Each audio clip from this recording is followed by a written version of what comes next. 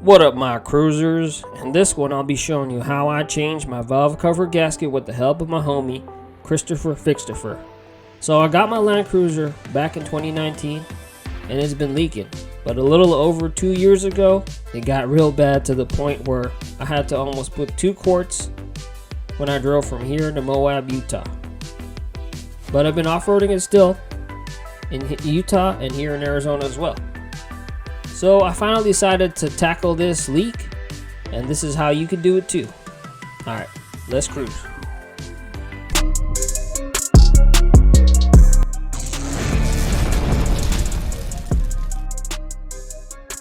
So if you're wondering where can you get a valve cover gasket, well, you can get them on Amazon, eBay, etc. You know, your local dealership. But I got mine on wit'send for around $100. And the cool thing about it is it's a whole complete kit because it comes with the spark plug gaskets as well, the valve cover gasket, and the throttle body gasket. And you'll see in the video, I'm actually leaking a lot where the spark plugs are. So first thing you do is going to take all the intake off, air intake, which you already did in the video. I got oil leak. And then just go from there. Oil leak. That's nothing. That's a seepage. Yeah. This is called oil leak right here.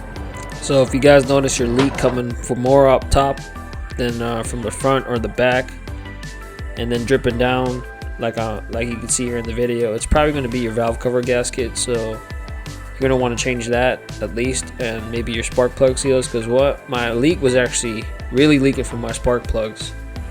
So you're going to want to check that out if that you ever have that problem. I could do that. But yeah, it could just be annoying. What's her name? What's her name? It's the drum? Yeah. Her name's Zora. Zora? What about that one? The bit, that's Stitch, and then the one inside there, that's a Moto. Oh, and then that's Zeus over there. Yeah, it's my favorite camera.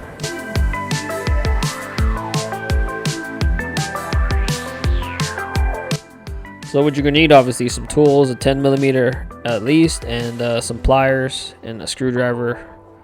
Get some of these things off before we get the valve cover off. So right here we remove the PCV valve, the rest of the intake, some of the wiring, the sensors, just so we can get room to clear the valve cover, because we're gonna remove it in a minute.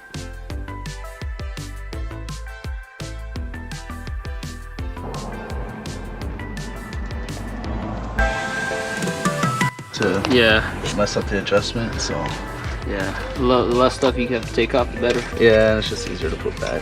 So right here where the red arrow is, where you put the new throttle body gasket in. Just FYI. This one. Yeah, it's still hot though. This is a leak right here. Yeah. Yeah, it's probably leaking from those things that they go for the spark plugs. It's probably leaking there too. Mm-hmm. So once you change all that, we'll clean it up. Like I said, we'll clean it up, spray some brake cleaner on it. It should look clean. At least you'll be able to see where it's leaking. But I think there's those two. There might be some in the back. There's we got all this on the side. So 1, 2, 3, 4, 5, 6, 7, 8, 9, 10. It might be like 11, something 12, like this 13. on the back. Yeah. 13 And the bolts. back might have one in the middle somewhere. Like right back here. Back, yeah. 13 might be 14. One in the back. Yeah. 2. I see 13 right now. What Okay. size these are? I think these are like They're 9. probably like 10 or something. Might be smaller than 10. I did last time I took them. Yeah, they're 10. 10? Yeah. Yeah, usually. It comes in You'll handy. be. Yeah, some tight spots. So here's swivels. Yeah. So you can remove the valve cover with hand tools, but just to make it a little quicker, we use this Ryobi. Took it out in like a matter of minutes, like a couple minutes probably, and then we just took the valve cover off. So after we took the cover off, we inspected the engine, the cams and everything. Everything looked pretty good. I mean, my oil looked right. I mean, it wasn't like milky or anything. So I mean, I was pretty happy with the way my oil looked inside. Nothing seemed worn that much, considering you know how often I've been driving it, and with the oil leak too. I was a little concerned my oil would have been kind of bad, but everything looked pretty good. Nothing was sludged up or anything. And then we're just gonna put on new gaskets, so that's the next step.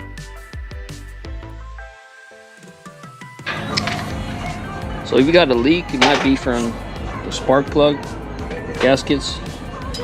See, look at these. It's like plastic. Let's see that one. See that one. Oh yeah. That's not right.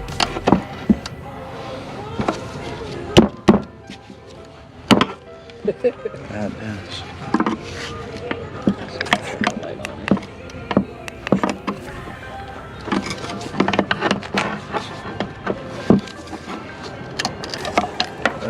Oh, yeah, this thing is, that's not a gasket.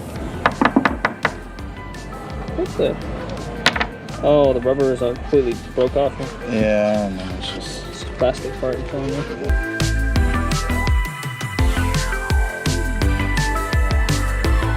So after you wipe down and make sure everything's as clean as you can get it, you're gonna put down the spark plug tube seals, which you're doing right here.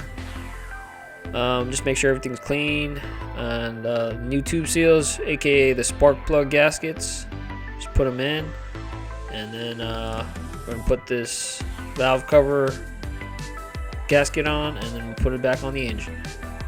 And here's the valve cover with all the new gaskets ready to get put on the engine. For the half moons, we just put some gasket sealer, or you can use FIPG by Toyota, and then we started the engine.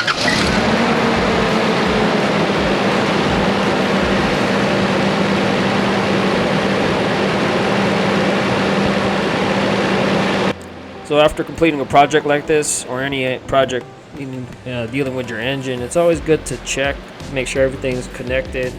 There was a hose over here which was disconnected, one of the vacuum hoses to the EGR module. So we ended up finding that was disconnected, which was causing the code to come up. I believe it was P0401 inside, because I have a scan gauge, so it popped up like pretty quickly. So everything else looked good, and I mean, it's still running good. No leaks so far, knock on wood. And don't forget, check out part 2. This is part 1. I also did the rear heater delete, which you can kind of see right here. And again, thank you for watching, and I'll see you on the next one. Alright, the AZcruiser out.